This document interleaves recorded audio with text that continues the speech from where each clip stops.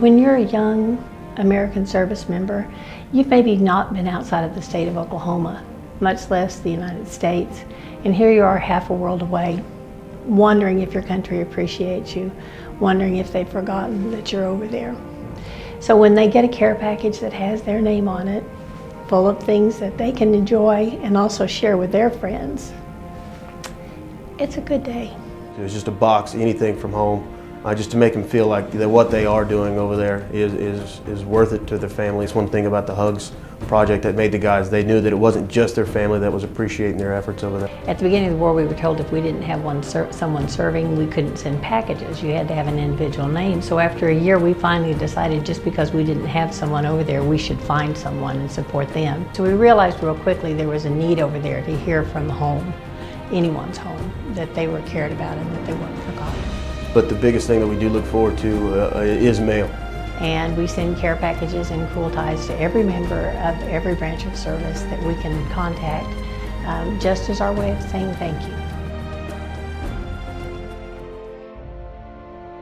With all the gear that we're wearing now, as far as the body armor and the helmet and the Kevlar that we wear, your core temperature really builds up. If we can reduce their body temperature by 5 or more degrees, they don't have to die of heat stroke. The water would drip down through your core and cool your core off, and then when we got the wraps for the head, we were able to put them inside of our Kevlar to where our head would stay cool throughout the day. And this is a cool tie after it's been soaked a little bit, and it shows you how much water it has absorbed. That will stay wet for a matter of days. It started getting really hot during the days, and the guys were drinking a lot of water, and I knew my mom and tried to get a box out to me and everything like that, but I made sure to tell her that how many guys I had out there with me. And about a week after I'd made that phone call, I got the box, and it had about 45 different cool ties and cool wraps of it and the headgear to go with it. Helped out with morale, and as a leadership standpoint, it helped out as a leadership standpoint as well. The Hugs Project sends care packages to troops overseas. They are shirt box size boxes that we send to the U.S. Post Office that have anything from beef jerky to canned tuna, little things of coffee, homemade cookies, just little things that we take for granted every day are a big thing to the troops overseas. When you can't get socks, beef jerky, and eye drops, those become luxury items. We received a lot of socks, some sunflower seeds, and just some general DVDs and miscellaneous items like that, which were always great. Just anything miscellaneous that you can think of that we take for granted that you can get at any Love's or 7-Eleven. We're always included in those boxes, and that's one thing that for the first couple of deployments that we just didn't have over there. We had access to what we really needed, and that was pretty much what we got. Our needs right now at the Hugs Project are always finances, and then we're always looking for supplies. People that can supply jerky or powdered drinks or body wipes or just little things. Crest Foods has always been a big help to us, and also Love's Country Stores has too. You know, they go through periods of extreme stress, followed by long periods of just monotony. DVDs, CDs are always a need. To watch a miscellaneous movie, no matter what it was, a movie was a movie. But even just the used DVDs that someone no longer wants to watch, someone over there would love to have those. We send them homemade board games. We send Mancala and Sequence and Farkle, something that they can sit down and play, either 2 guys up to Sequence, they can play up to 12 players, and just have some fun and have some release and not think about what they have to do tomorrow.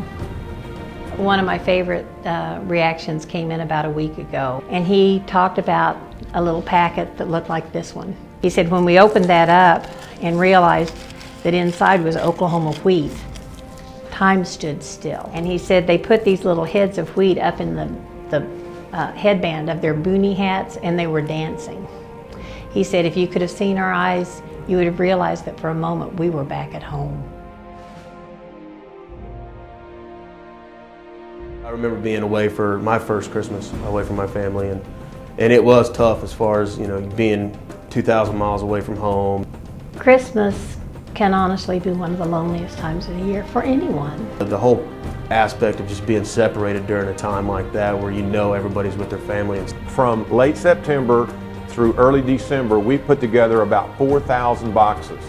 Our postage bill alone on 4,000 packages this year will be over $48,000. Companies like Hudeberg Auto Group, Love's Country Store, Clements Foods, those companies that donate items to go in the boxes release that much more money that can be spent on postage, which means we can help more troops. We have several companies, including Chesapeake, that on a routine basis will send people out there because it takes a lot of labor to put together 4,000 boxes and get them ready to ship.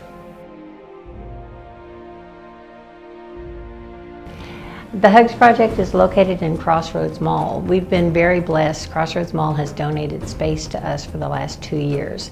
People can come there on Wednesdays, Thursdays, and Saturdays from 10 till 4, donate their time. A lot of people will bring in a sack of beef jerky, a sack of tuna fish, something homemade, something that they want to give the troops, and we'll pay the postage to get it over there to them. If someone would like to donate more than time, if they'd like to donate money to help the Christmas project take form, they can go to our website, www.thehugsproject.com. When you go to their website at thehugsproject.com, take a few minutes and read some of the letters from the troops. We get great letters, and it helps you understand how they're feeling over there. And one in particular, one year, we had some mothers that made some homemade cookies, and we would put a cookie in each box. And we got a letter one time that said he was so excited he broke that cookie up into 3 different bites and gave it to 2 of his friends, and he wrote us the nicest letter. And they're all in there. Please take a minute to read them on our website. From myself and all of the Marines that I've served with in the 3 deployments, I'd like to thank all the volunteers from the Hugs Project, because without you guys, 1, we would have sweat a lot more, but 2, I saw personally with my own eyes the smiles on a lot of guys' faces, and it made their day. If you would like to help us continue the Hugs Project, please go to www.thehugsproject.com and make your donation today.